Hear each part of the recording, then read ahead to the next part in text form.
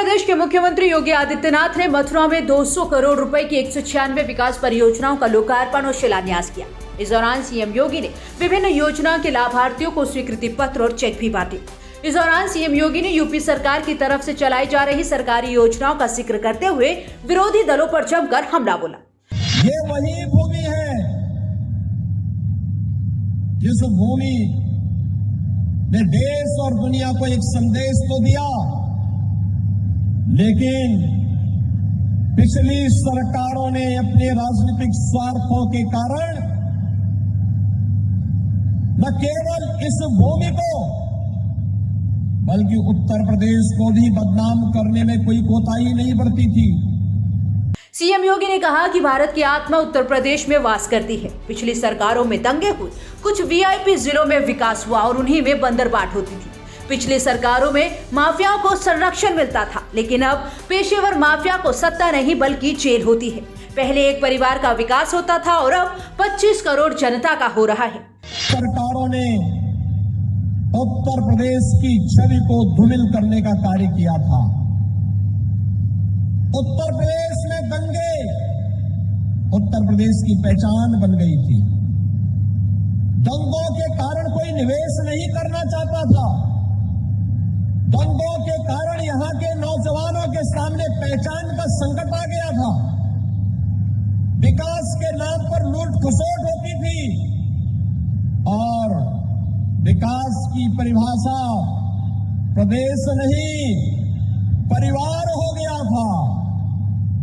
याद करिए, ये वही प्रदेश है जहां बिजली देने में लोग भेदभाव करते थे। 4 जिले में बिजली आएगी, वह भी आधी अधूरी, बाकी 71 जनपद टकटकी लगा करके देखते थे कि हो सकता है कि हमारे यहां भी बिजली कभी आएगी।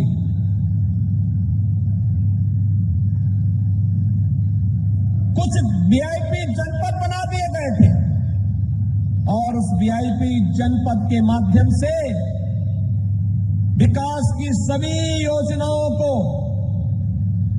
वहीं पर केंद्रित करके उन्हीं में बंदरबाट होता था। लेकिन भाइयों बहनों, 2017 में आप सबने आशीर्वाद दिया और विकास की योजनाएं किस तेजी के साथ आगे बढ़ती हुई गई, आज किसी से छुपा हुआ नहीं है। पहले पेशेवर अपराधी और माफियाओं के लिए प्रदेश के अंदर सत्ता के द्वार खुले होते थे। आज पेशेवर माफिया और अपराधियों के लिए जेल के द्वार खुले हैं। सत्ता नहीं, उन्हें जेल होगी और उनके खिलाफ सख्ती से निपटने का कार्य होगा। यही अंतर देखने को मिल रहा है। पहले विकास एक परिवार का होता था, आज प्रदेश की 25 करोड़ जनता का विकास हो रहा है। सीएम ने तंज कसते हुए कहा कि प्रदेश का विकास कुछ लोगों को अच्छा नहीं लग रहा। कोरोना के समय समाजवादी पार्टी, कांग्रेस और बसपा होम आइसोलेशन में थे। उनके लिए सत्ता दूर की कौड़ी है, इसीलिए उन्हें कुछ साल और होम आइसोलेशन में रहने की जरूरत है। उन्होंने कहा कि एक तरफ राम भक्तों का सम्मान करने वाली सरकार है तो दूसरी तरफ राम भक्तों पर गोली चलाने वाले लोग। सीएम योगी ने कहा कि बीजेपी सरकार ने किसानों का सम्मान किया। उन्होंने कहा कि जो विकास कराएंगे, सुरक्षा और समृद्धि का मार्ग लेकर आएगा, उसी की सरकार बननी चाहिए। सरकार के द्वारा किए जा रहे ये प्रयास बहुत सारे लोगों को अच्छे नहीं लगते। जो लोग दंगाइयों के हमप्रस्त थे, सरप्रस्त थे, दंगाइयों को, भ्रष्टाचारियों को, जिन्होंने अपने परिवार को ही प्रदेश मान लिया था, वे लोग कैसे इसको स्वीकार कर पाएंगे? आपने कोरोना कालखंड में देखा होगा, न कांग्रेस का कहीं पता था, न बसपा का कहीं पता था, न समाजवादी पार्टी का कहीं पता था।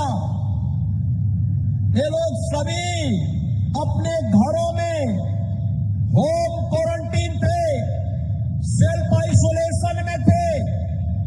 मेरा आप सबसे अनुरोध होगा, चुनाव की आड़ दिखती है, इनमें कुछ हलचल दिखती है, ये लोग कुछ न कुछ षड्यंत्र करने के उसमें रहते हैं, लेकिन इनको बता देने की आवश्यकता है, जब जनता जनार्दन खतरे में थी, उसकी जान खतरे में थी, तब ये लोग होम आइसोलेशन में थे।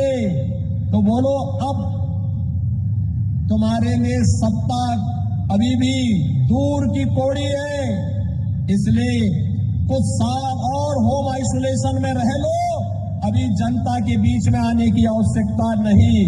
भाइयों बहनों, बबुआ तो अब्बा जान की राह पर होते, राम मंदिर निर्माण के लिए जाते तो गोली मार देते, क्योंकि आतंकवादियों पर दायर मुकदमों को वापस लेने से फुर्सत होती तो आपकी आस्था का सम्मान करते, विकास करते, युवाओं के बारे में सोचते, कृष्ण महिलाओं के बारे में, किसानों के बारे में सोचते। उनके समय में फुर्सत ही नहीं थी। एक तरफ राम भक्तों का सम्मान करने वाली सरकार है और दूसरी तरफ राम भक्तों पर गोली चलाने वाले लोग हैं। एक तरफ आस्था का सम्मान देने वाली सरकार है और दूसरी तरफ अयोध्या के बारे में ये कहने वाले कि परिंदा भी पर नहीं मार सकता, ये कहने वाले लोग हैं। एक तरफ किसानों का सम्मान करते हुए ऋण माफी की कार्रवाई हो या किसान सम्मान निधि से अपने अन्नदाता किसानों को सम्मान करने वाली सरकार है, दूसरी तरफ किसानों के पेट पर लात मारने वाले लोग हैं। एक तरफ प्रदेश के सर्वांगीण विकास के लिए समर्पित भारतीय जनता पार्टी की सरकार है और दूसरी तरफ वे लोग हैं जिन्होंने अपने स्वयं के परिवार के विकास पर ध्यान दिया, प्रदेश के विकास पर ध्यान नहीं दिया, बिजली नहीं दे सकते। मुख्यमंत्री योगी आदित्यनाथ ने पीएम मोदी के कोरोना प्रबंधन की भी तारीफ की और कहा कि केंद्र सरकार ने अन्य योजना को मार्च तक बढ़ा दिया है। राज्य सरकार भी होली तक मुफ्त खाद्यान्न देगी। जल्द ही 15 करोड़ लोगों को इस योजना का लाभ मिलना शुरू हो जाएगा।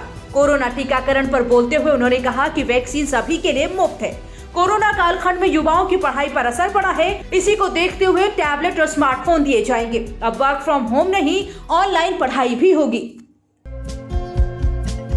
हमारे चैनल को लाइक, शेयर और सब्सक्राइब जरूर करें और नई अपडेट्स के लिए बेल आइकन दबाना ना भूलें।